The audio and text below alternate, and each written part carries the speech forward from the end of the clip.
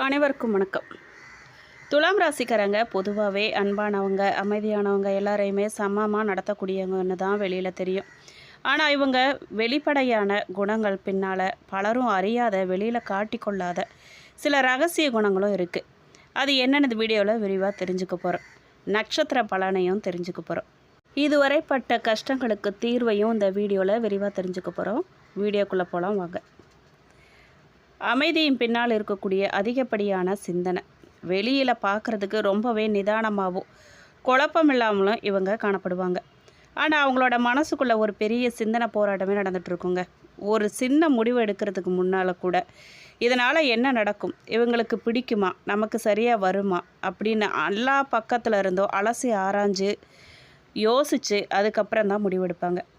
அநீதியை கண்டா வெடிப்பாங்க, அக்னி மாதிரி.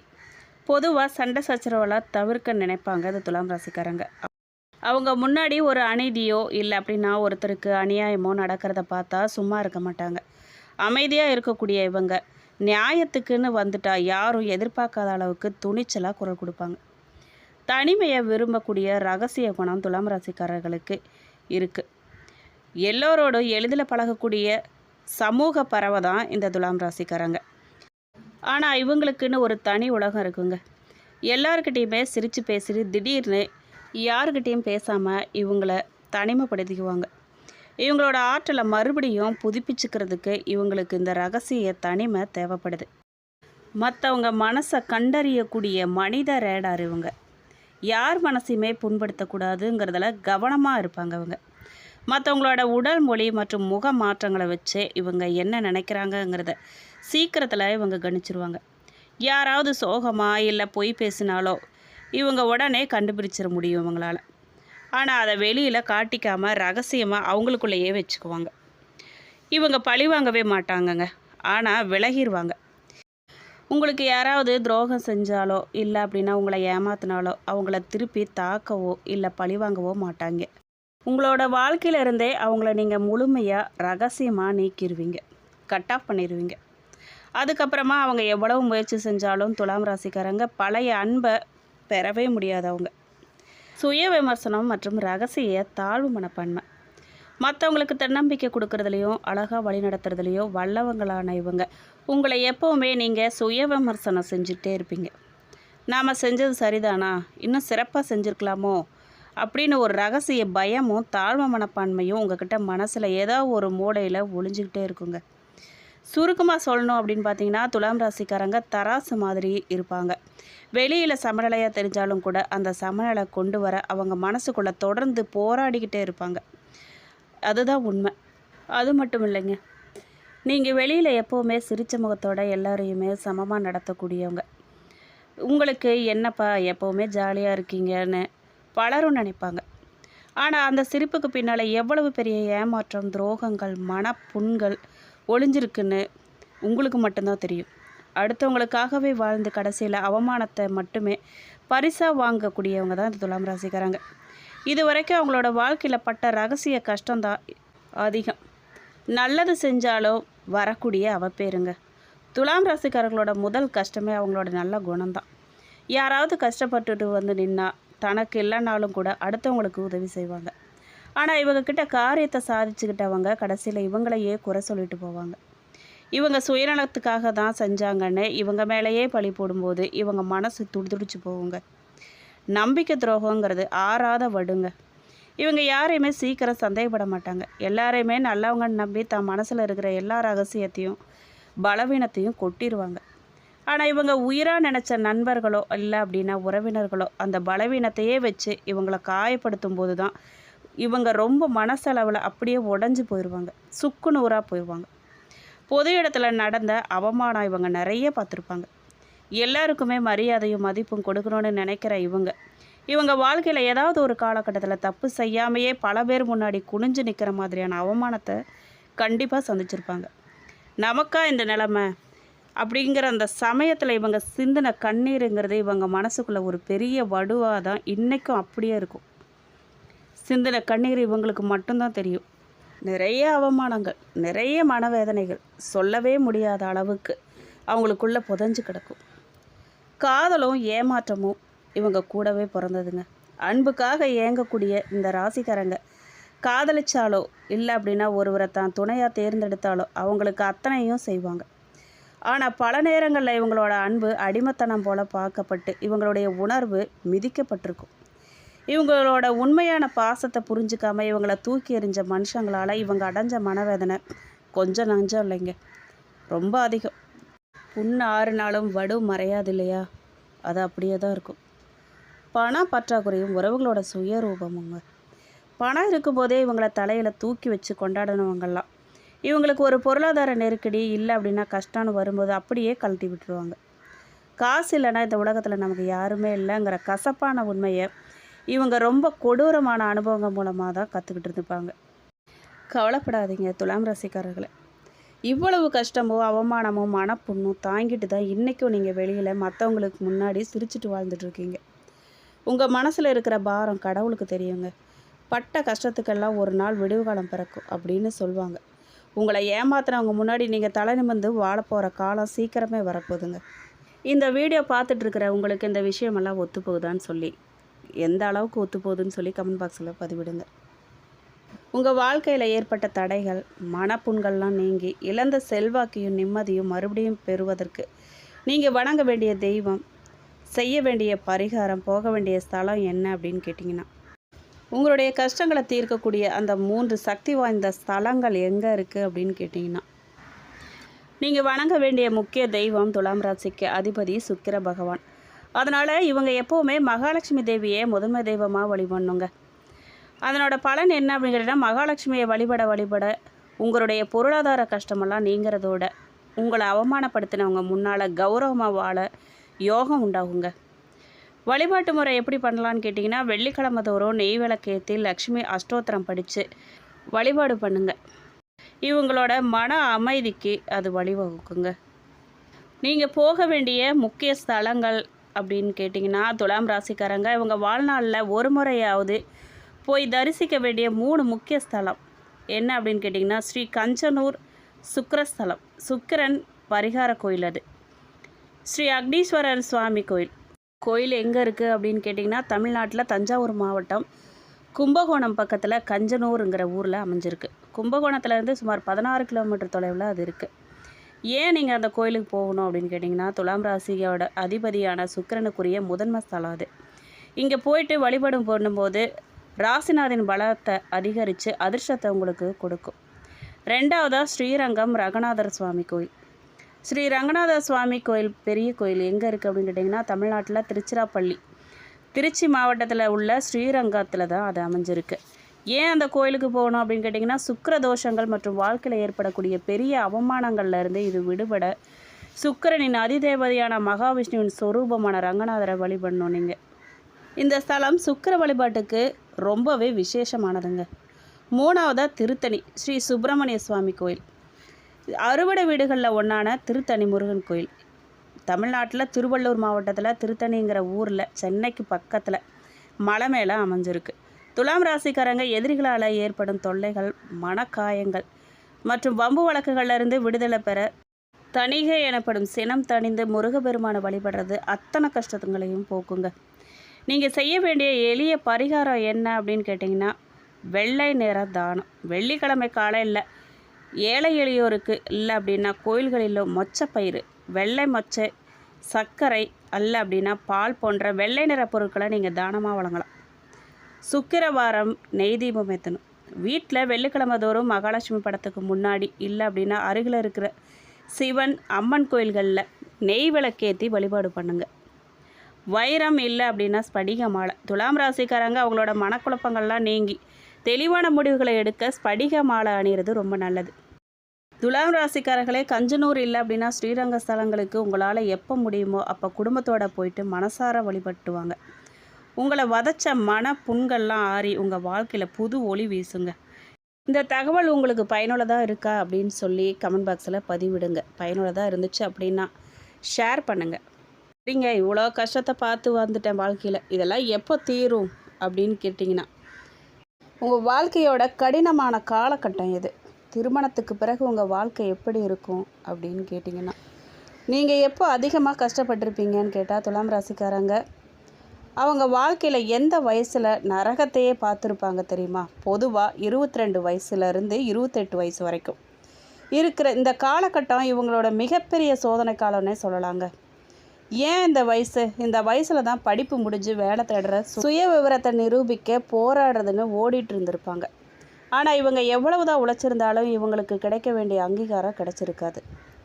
இந்த 22லேருந்து 28 வயசுக்குள்ளே தான் இவங்க உயிரினு நம்பின காதலோ இல்லை அப்படின்னா ரொம்ப நெருங்கிய நண்பர்களோ இவங்களை ஏமாற்றிட்டு போயிருப்பாங்க. துலாம் ராசிக்காரங்க வாழ்க்கையில் மறக்க முடியாத மனசை ரணமாக்கின அவமானங்களும் துரோகங்களும் இந்த வயசில் தான் இவங்க அதிகமாக பார்த்துருப்பாங்க. சரிங்க, அப்போனா எங்களோட கஷ்டத்துக்கு தீர்வே கிடையாதா?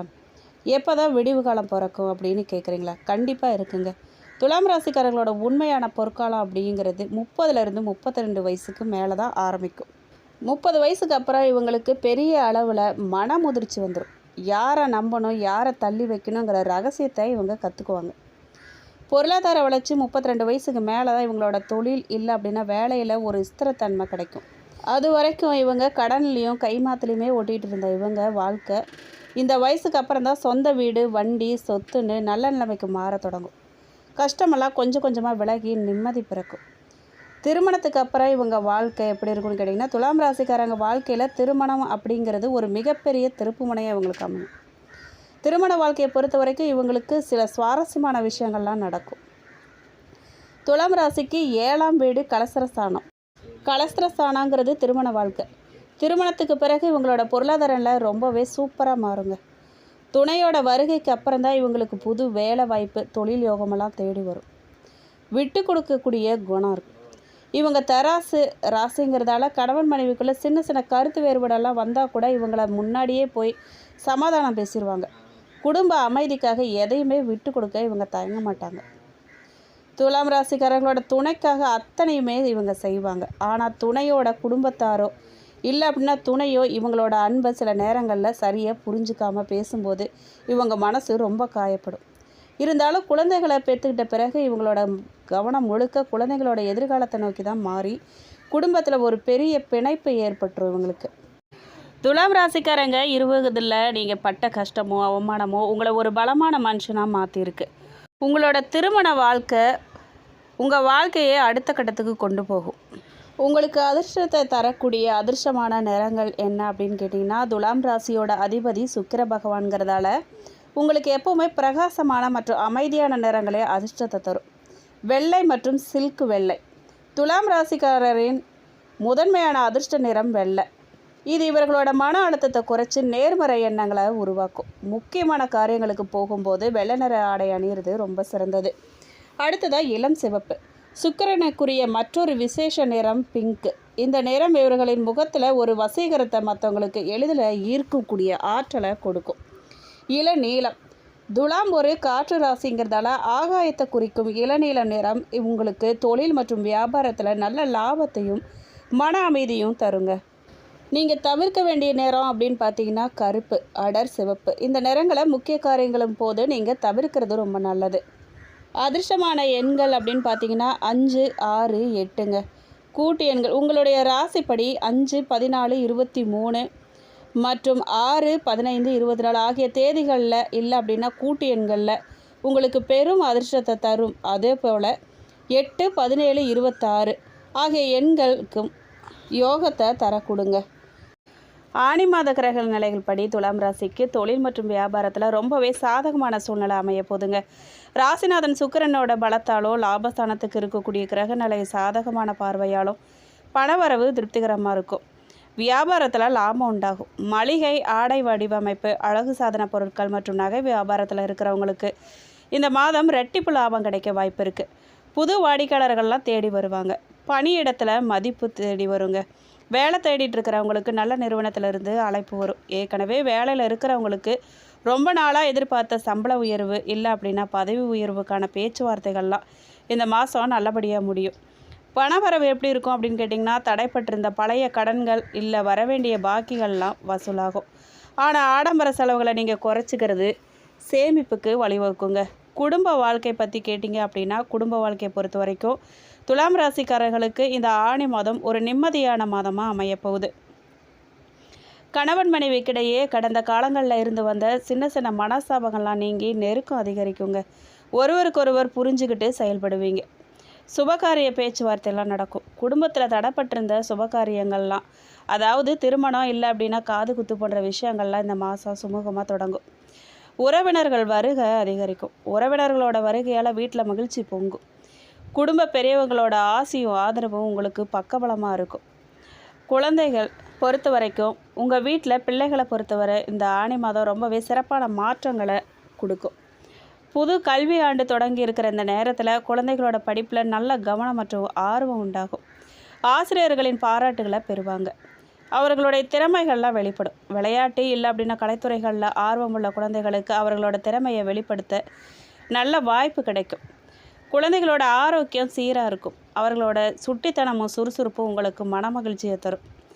பெண்களை பொறுத்த வரைக்கும் இந்த ஆணி மாதம் ஒரு திருப்பு முனையாக இருக்க போகுது.